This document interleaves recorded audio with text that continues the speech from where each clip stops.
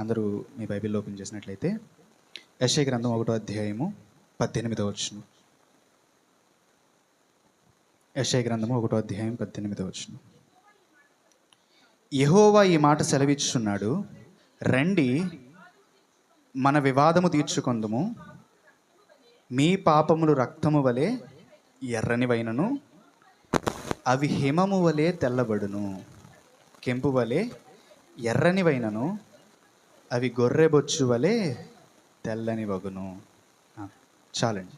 అంటే దేవుడు ఏమంటున్నాడంటే, మీ పాపములు ఎలా ఉన్నాయి అంటే ఎర్రగా ఉన్నాయంట. వాటిని మనం ఏం చేసుకోవాలంట? తెల్లగా చేసుకోవాలి. అవసరం ఏముంది? ఎందుకు తెల్లగా చేసుకోవాలి మనం అంటే, ఒకసారి ఒక రాజు ఏం చేశాడంటే, ఒక పెద్ద పార్టీ ఇచ్చాడంట. అందరినీ కూడా దాంట్లోకి ఇన్వైట్ చేశాడు. సరే, చాలా దూరాల నుంచి చాలామంది అక్కడికి వస్తూ ఉన్నారు. వాళ్ళలో ఒక పిల్లోడు ఉన్నాడు. ఆ పిల్లోడు పేరు ఏంటంటే శామ్యూల్. సో చిన్నపిల్లలు తెలుసు కదా, అలా ఉంటారు, ఎగురుకుంటూ ఎగురుకుంటూ అటు దూక్కుంటూ ఇటు దూక్కుంటూ.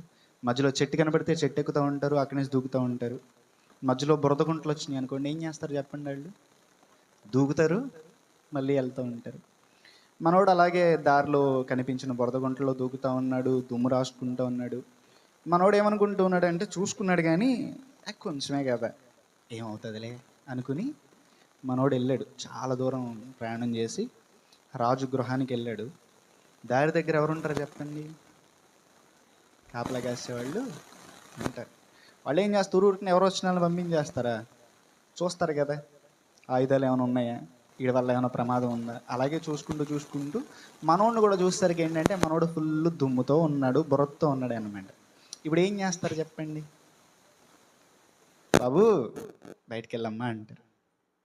ఇప్పుడు మనోడికి మళ్ళీ ఇంటికి వెళ్ళి కొత్త బట్టలు వేసుకురావడానికి టైం లేదు కదా, లేదా మళ్ళీ స్నానం చేసి బట్టలు తుక్కున్నా మళ్ళీ అవి ఆరడానికి చాలా టైం పడుతుంది.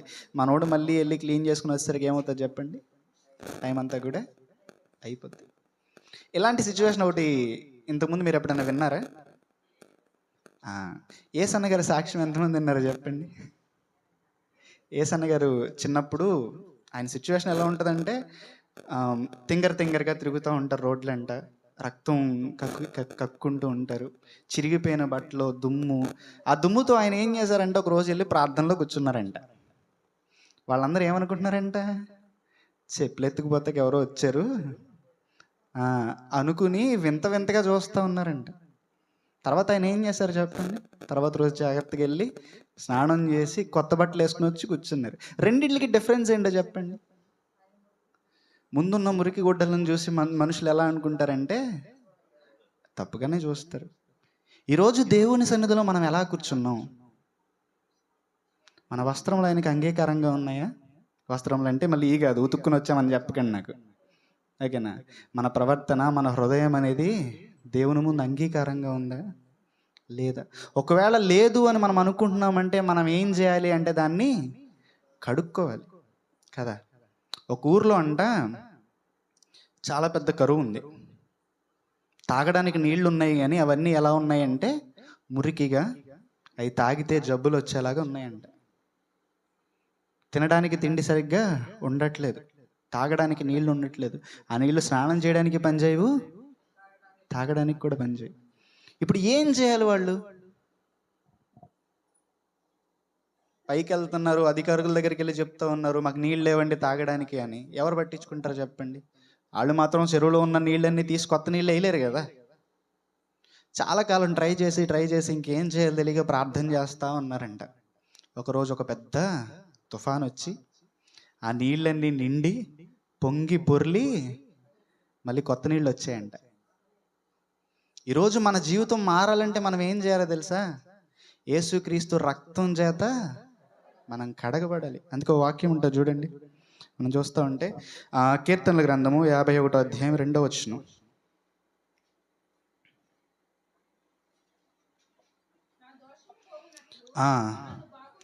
నన్ను బాగుగా కడుగుము, నా పాపము పోవునట్లు నన్ను పవిత్రపరచుము. ఇప్పుడు ఎలా కడగాలి, ఎలా పవిత్రపరచాలి? ఎలా పవిత్రపరచాలంటే మనకి ఏం కావాలి అంటే దాని గురించి దేవుడు మాట్లాడుతూ చెప్తూ ఉంటాడు. చూడండి, మొదటి యోహాను పత్రిక 1వ అధ్యాయం 7వ వచనం. అయితే ఆయన వెలుగులోనున్న ప్రకారము మనమును వెలుగులో నడిచిన ఎడల మనము అన్యోన్య సహవాసము గలవారమై ఉందుము. అప్పుడు ఆయన కుమారుడైన యేసు రక్తము ప్రతి పాపము నుండి మనల్ని పవిత్రులుగా చేయను. ఏం చేస్తుందంట? ఎలా అయితే ఆ ఊర్లో కరువుతో నిండిపోయి ఉందో, ఈరోజు మన జీవితం ఏమైపోతా ఉంది అంటే పాపంతో నిండిపోయింది. ఈరోజు మనం దేవుని సన్నిధిలో కూర్చున్నా సరే ఆ పాపంలో ఏం చేస్తూ ఉంటాయి అంటే మనకు అడ్డొస్తూ ఉంటాయి. చూడండి, దేవుని సన్నిధిలోకి ఇలాగే వచ్చి మురికి బట్టలతో కూర్చున్నాం అనుకోండి, దేవుడు ఏమడుగుతాడో చెప్పండి మనల్ని? నువ్వు ఇంకా సిద్ధపడలేదు. అయితే మనం చేయాల్సింది ఏంటంటే, ఎలా అయితే ఆ ఊర్లో ఉన్న నీరన్నీ కూడా మళ్ళీ తుఫాను వచ్చి మళ్ళీ వర్షం చేత ఎలా శుద్ధింపబడిందో, ఈరోజు మన జీవితంలో ఉన్న పాపములన్నీ ఏం చేయాలి అంటే యేసుక్రీస్తు రక్తం చేత కడగబడాలి. అలా కడగబడాలంటే మనం ఏం చేయాలి? మన పాపములని ఒప్పుకోవాలి. ఒక వ్యక్తి ఉన్నాడండి, మనం చూస్తూ ఉంటాం బైబిల్లో చాలాసార్లు చదివిందే. లోకాసువార్త 15వ అధ్యాయం 11 నుంచి 24 వరకు కనబడుతూ ఉంటుంది. ఒక వ్యక్తి ఉన్నాడంట. ఆ వ్యక్తి ఏం చేస్తూ ఉన్నాడు అంటే, ఈ లోకంలో ధనం కావాలి అని చెప్పి వాళ్ళ నాన్న దగ్గరికి వెళ్ళి కూర్చొని మీటింగ్ పెట్టాడు. ఏమని? నా ఆస్తి అంతా నాకు ఇచ్చేయి. ఎందుకంటే మనోడు ఇప్పుడు వేరే ఊరు వెళ్ళి అక్కడ పాపం చేయడం మొదలు పెట్టాలి. మనం అంటాం చూడండి, నేను వ్యాపారం చేసుకోవాలి, నాకు డబ్బులు ఇవ్వండి, మొదలు పెడతాను అన్నట్టు. మనోడు ఏం చేస్తూ ఉన్నాడంటే పాపం చేయడానికి, తన స్నేహితులతో కలిసి ఆనందించడానికి, పబ్బుల్లో డ్యాన్స్లు వేసుకోవడానికి, మందు తాగడానికి మనోడికి ఏం కావాలంట? వాళ్ళ నాన్న ఆస్తి కావాలి. ఇల్లును 2 మొక్కలు చేశాడు, ఆస్తి అంతా తీసుకుని వేరే ఊరు వెళ్ళిపోయాడు. వెళ్ళిపోయిన తర్వాత అక్కడేమన్నా బాగుందా అంటే మనోడు ఎంజాయ్ చేసినంత కాలం ఎంజాయ్ చేశాడు. మనలాగనే ఎంతకాలం పాపం చేయాలి అంతకాలం పాపం చేశాడు. మనోడు ఏమనుకుంటాడంటే చిన్న తప్పే కదా. ఆ పిల్లోడు కూడా అలాగే అనుకున్నాడు. గుంటలో దూకిన తర్వాత చిన్న బురదే కదా, ఎవడు చూస్తాడులే. కానీ దేవునికి ప్రతిదీ కూడా ఎలా కనబడుతుందంట? భూతద్దం ఉంటుంది చూడండి, అలా కనబడుతుంది. ఆ వ్యక్తి కూడా అలాగే వేరే ఊరు వెళ్ళిపోయాడండి. చేసినంత కాలం పాపం చేశాడు, ఎంతకాలం ఎంజాయ్ చేయాలి అంతకాలం ఎంజాయ్ చేశాడు. డబ్బులన్నీ అయిపోయినాయి. మనోడు చేసింది ఏమైనా వ్యాపారమా మళ్ళీ డబ్బులు సంపాదించుకోవడానికి? లేదు. ఏం చేశాడు? ఉన్నదంతా ఖర్చు పెట్టుకుంటూనే ఉన్నాడు. డబ్బులన్నీ అయిపోయిన తర్వాత మనోడి పరిస్థితి ఎలా ఉంది అంటే పందుల తొట్టులో కూర్చున్నాడంట. అవి ఏవైతే ఫుడ్ తింటాయో అదే తింటున్నాడు. ఏం తింటాయి చెప్పండి? అవి పొట్టు తింటాయి, దానికి నచ్చినప్పుడు బురదలో తిరుగుతూ ఉంటాయి. దానికి ఎక్కడ బురద కనబడుతుంది అక్కడ కూర్చుంటుంది అది.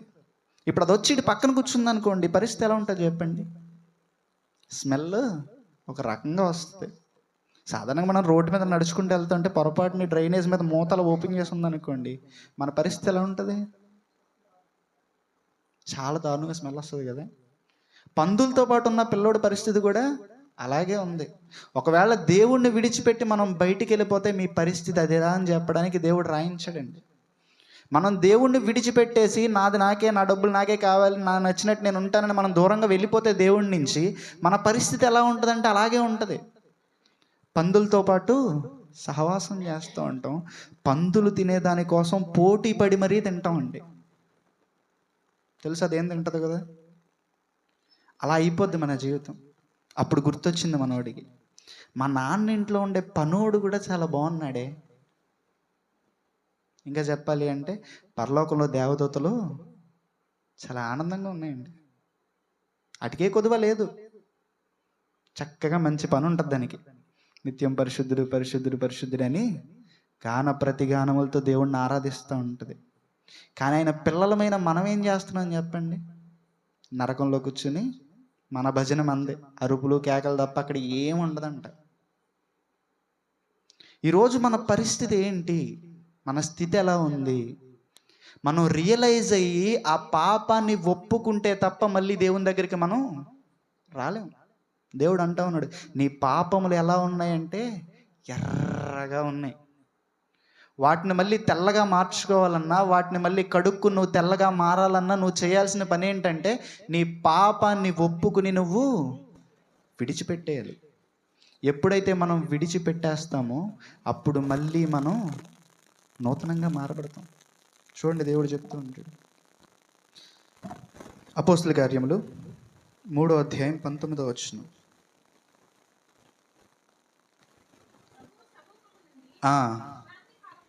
వచ్చినట్లు క్రీస్తు యేసును ఆయన పంపునట్లును మీ పాపములు తుడిచివేయబడు నిమిత్తమగు మారు మనసు నుండి తిరుగుడి. అంటే ఈరోజు మనం పరలోకానికి వెళ్ళాలంటే ఏం చేయాలి? ఈ లోకంలో ఉన్నంతకాలం మనకేముంటుందంటే ఫుల్ పని. ఈ పని నుంచి మనం విశ్రాంతి పొందాలంటే, ఈ పని నుంచి మనం దేవుని దగ్గరికి తిరిగి వెళ్ళాలంటే, క్రీస్తు యొక్క విశ్రాంతి మనకి రావాలంటే మనం ఏం చేయాలని దేవుడు కోరుకుంటున్నాడు చెప్పండి? మన పాపములను నొప్పుకుని మళ్ళీ విడిచిపెట్టి కొత్తగా మారాలి. ఎలా అయితే చిన్న కుమారుడు తన తప్పును తెలుసుకుని తిరిగి దేవుని దగ్గరికి వచ్చాడో, అలా మనం కూడా తిరిగి దేవుని దగ్గరికి వచ్చి మన పాపములను నొప్పుకుని మళ్ళీ నూతనం అయిపోవాలండి. మనం కొన్నిసార్లు మన పరిస్థితి ఎలా ఉంటుందంటే, ఒప్పుకుంటాం, దేవుణ్ణి అంగీకరిస్తాం, కాకపోతే అది ఎలా ఉంటుందంటే నామకార్థంగానే ఉంటుంది. మనం దేవుణ్ణి అంగీకరించిన తర్వాత, దేవుణ్ణి ఒప్పుకుని దేవుళ్ళలోకి వచ్చిన తర్వాత మళ్ళీ మనం ఎందుకు వెనక్కి చూస్తూ ఉంటాం? దేవుణ్ణి అంగీకరించాము, అంతా బాగానే ఉంది, మళ్ళీ ఎందుకు బయటికి వెళ్ళిపోతూ ఉంటాం? దేవుడు నీ నుంచి నా నుంచి ఏం కోరుకుంటున్నాడు అంటే, అదే దేవుడు మళ్ళీ చెప్తూ ఉంటాడు. చూడండి, ఒక మత్తయి సువార్తలో దేవుడు మాట్లాడుతూ ఉంటాడు. మత్తయి సువార్త 22వ అధ్యాయం 1 నుంచి 14 వచనాలు. దేవుడు ఒక ఉపమానం చెప్తూ ఉంటాడు అక్కడ. తిరిగి ఉపమాన రీతిగా ఇట్లా, నేను పరలోక రాజ్యము తన కుమారునికి పెండ్లి విందు చేసిన ఒక రాజును పోలి ఉన్నది.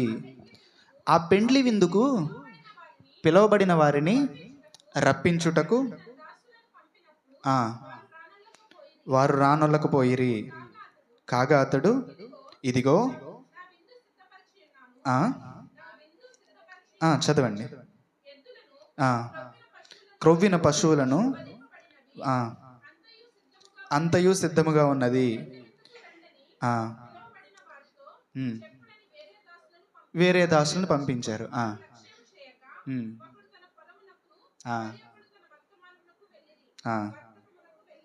ఇంకా తక్కిన వారు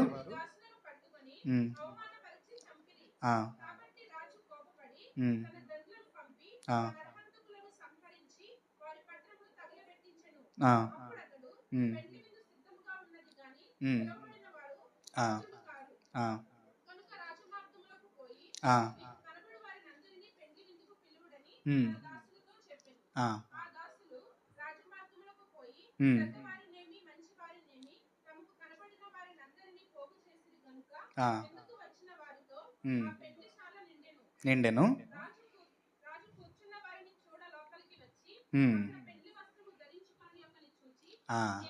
స్నేహితుడా, పెళ్లి వస్త్రము లేక ఇక్కడ ఎలాగూ వచ్చితవని వాడు మౌని అయి ఉండెను. అంతటా రాజు వీడిని కాళ్ళు చేతులు కట్టి వెలుపటి చీకటిలోనికి త్రోసివేయండి, అక్కడ ఏడ్పును పండ్లు కొరుకుటయు ఉండునని. చాలు. అక్కడ ఏం జరుగుతుంది? ఒక రాజు అంట ఒక విందుని ఏర్పాటు చేశాడంట. ఊర్లో ఉన్న వాళ్ళందరినీ పిలిచాడు. అందులో కొంతమంది రీజన్లు చెప్పుకున్నారు. ఇంకా ఎవరు లేరని చెప్పి మళ్ళీ ఏం చేశాడంటే, రోడ్డు మీద ఎవరు కనపడితే వాళ్ళని తీసుకుని వచ్చేయండి. ఇప్పుడు రాజు విందుకు వెళ్తున్నప్పుడు ఏం చేయాలి? ఆల్రెడీ స్టార్టింగ్ చెప్పుకున్నాం, శామ్యూల్ అనే పిల్లోడు వెళ్తూ ఉన్నాడు. వాడు ఏం చేస్తూ ఉన్నాడంటే ప్రతి గుంట్లో దూక్కుంటూ పడుతూ లెగుస్తూ వెళ్తున్నాడు. అలాగే ఇక్కడ ఒక వ్యక్తి ఏం చేస్తూ ఉన్నాడు అంటే, రాజు సముఖానికి వచ్చాడు, పెళ్లి విందుకు వచ్చాడు. విందుకు వచ్చినప్పుడు ఏం చేయాలి చెప్పండి? మంచి బట్టలు వేసుకుని వెళ్ళాలి. అంటే ఒక రకంగా చెప్పాలంటే పాపాన్ని విడిచిపెట్టి మంచిగా బ్రతక పిలవబడ్డారు అంటే అర్థం ఏంటి అంటే వాళ్ళు వాళ్ళ పాపములను ఒప్పుకుని విడిచిపెట్టారు. ఒకప్పుడు విడిచిపెట్టారు కాబట్టి దేవుడు ఏం చేశాడు అంటే తీసుకొచ్చి తన అక్కడ జరుగుతున్న విందులో కూర్చోబెట్టాడు. కూర్చున్న తర్వాత కూడా తన పరిస్థితి ఎలా ఉంది అంటే సిద్ధపాటు లేదు.